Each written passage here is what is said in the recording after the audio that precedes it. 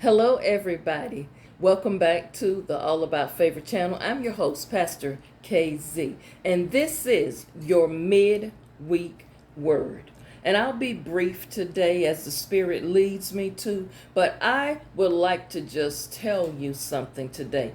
The enemy wants some of the people of God living in discouragement, living in defeat, being in stressful situations all the time, living in fear, doubt, unbelief, and most of all, not to mention messing with your finances, but messing with your body, putting different type of sicknesses on you. Now, some of the sicknesses and ailments that you have, of course, naturally come with age, and sometimes you can do some things to reverse some of the ailments as well. But let me just say this: you cannot allow these things to overtake you. You've got to start utilizing one of the most powerful weapons that you have, and that's your prayer life. You have got to use your prayer life as a weapon to counterattack the days of discouragement, depression, doubt, unbelief. You've got to use that prayer weapon.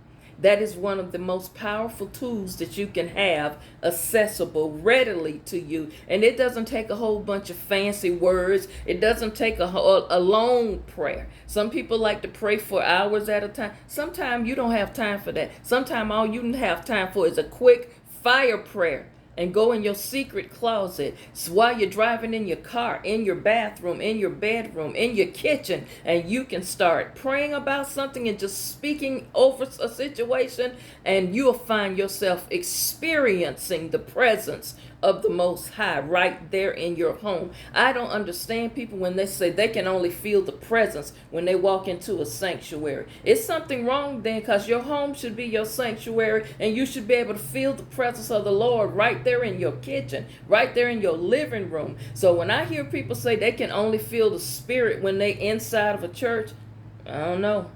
I don't know about that. You have to arm yourselves so that chains can be broken. You have to arm yourself and pray, especially in today's time, like never before, because it is so many things going on, not only economically, but even politically with our upcoming elections. There's so many things going on. You better arm yourself with prayer. One thing I know for sure about prayer can break generational curses. It can break dysfunction in the families. I know for a fact that generational debt has got to stop. Generational curses, somebody got to say, it starts with me, and I'm going to pray this thing off of our family. Somebody got to take a stand here. The book of Ephesians in the New Testament of the Holy Bible, Ephesians chapter 6, about verses 11 through 17. Take a look at it sometime. It says, put on the whole armor, or the full armor of God, so that you can stand against whatever the enemy attacks are. You got to have on your armor so you can stand against it. One of my most favorite pieces of the armor includes that helmet. Y'all, don't you know the enemy and the devil starts messing with your mind? When a person's mind is messed up and it's not right, when your mind is on the wrong thing, and you focusing on the wrong thing, or you can't get focused at all, and you fall into different type of situations, it starts with your mind. Because one thing I know for sure about an idle mind is indeed, that's a true statement when they say the idle mind is the devil's workshop. You have got to get your mind right, because if you don't have on that helmet, anything could get in your ear. Anybody can come and get in your ear and drop a thought. Any type of spirit can get in your mind, and it have you going the wrong way. You saying the wrong thing, you doing the wrong thing, you walking into some temptation type situations that you don't need to be in. You sitting here thinking about something that happened 25 years ago, and that person is already deceased, and you sitting up here thinking about it, and you done got your mind all in crazy. Just crazy. And some of you sitting around worrying about things that you got no control over. You got to first put your helmet on, put on that whole armor. Some of you need to put that shield on, and shield. What is a shield for? It's a protective mechanism. Some of you are not guarding your heart. Some of you have allowed a broken heart to break you still. Some of you are still walking around angry with people. You got animosity. You holding grudges. You got that nasty black heart, and you still walking around here saying you got the love of God in you, and you can't even love on people who hear. You have not forgiven somebody for something that happened years ago. You still walking around with that hatred and bitterness inside of you, and you really think you're going to get in the kingdom with that. You really think that. You think before, when you stand before the Most High and you want to tell on all of these people that have wronged you, you don't think that the good Lord is going to say to you, yeah, but did you forgive them? Have you ever wronged anybody? See, a lot of people love to talk about what has been done to them, but what about some of the things you've done? What about some of the things you've said? Some of you have done some things that has been not too good.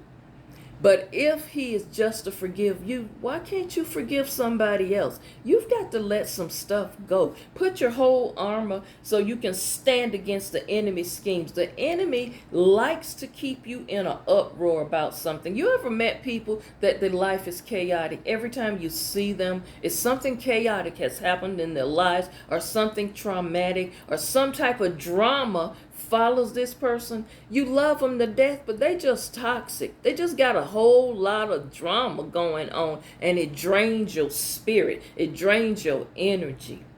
That person needs to get in them a powerful prayer circle. They need to fast a little bit and get their mind and their heart right. Y'all, I'm saying today, don't give in to the schemes of the enemy.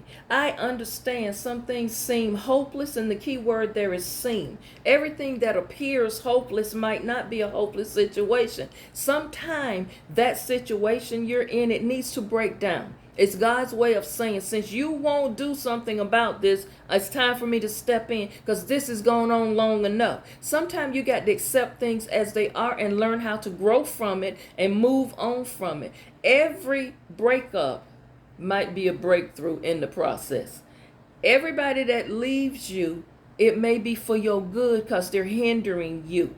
You've got to understand, it's so many people out there who are living testimonies, and some of you won't even share what you have been through and how you came out on the other side. See, many people are saved. Many people are given hope by your testimony. See, even if you think it's nothing, y'all, it's something just to wake up in the morning. That's a testimony. It's something to wake up in the morning and to be able to dress yourself, to feed yourself. Do you know how many people don't even have arms and hands and fingers, that they can't even dress themselves and feed themselves? It's people with no legs, and you complain about you got arthritis in the hip and in your kneecap.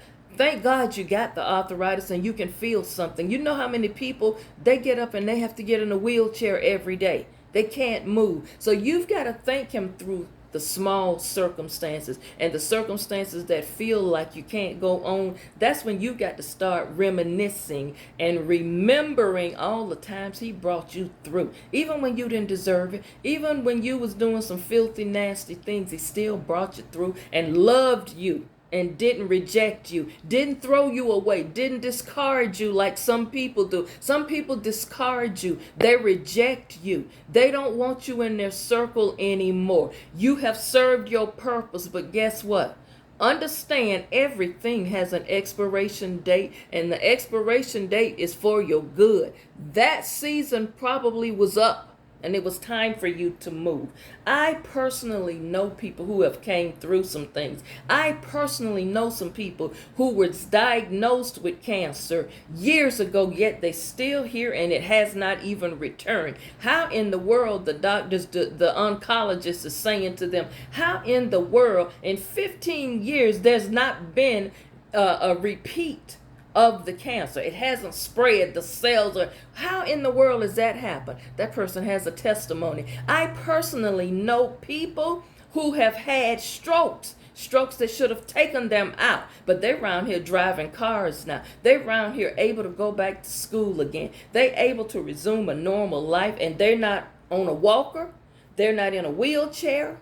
They are clothed and in their right mind. They can dress themselves, feed themselves, and they have use and mobility of all their limbs. A stroke victim now. You telling me that if you've been through that, you've been through a stroke, you've been through cancer, you was once an insulin dependent diabetic, and God has healed you from diabetes, and the doctors say, when you go to endocrinologists and they say, honey, you don't have diabetes, your pancreas have lined up. I don't know what has happened, but you have reverted back 20 years ago. Your body is in great shape. You don't need insulin anymore. You don't need Ozempic, Ribellius. You don't need any of that Jardiance. Something, I don't know what. You can just look at the doctor and say, I know what.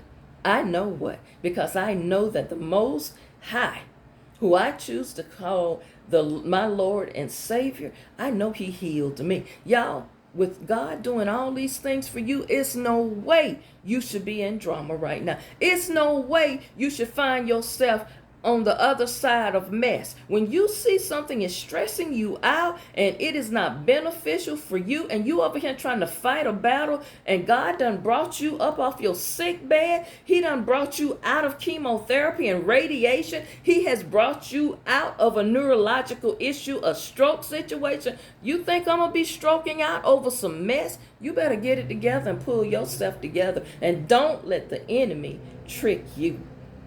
So many miracles and breakthroughs that's walking around. Why don't you share some of them today in the comments section? Just share your testimonies. Use today to put your testimonies in the comments section. Call somebody, text somebody, and tell them, just go and take a look at this lady's channel, this woman of God's YouTube channel. It doesn't matter if you're watching me on Instagram, Facebook, TikTok.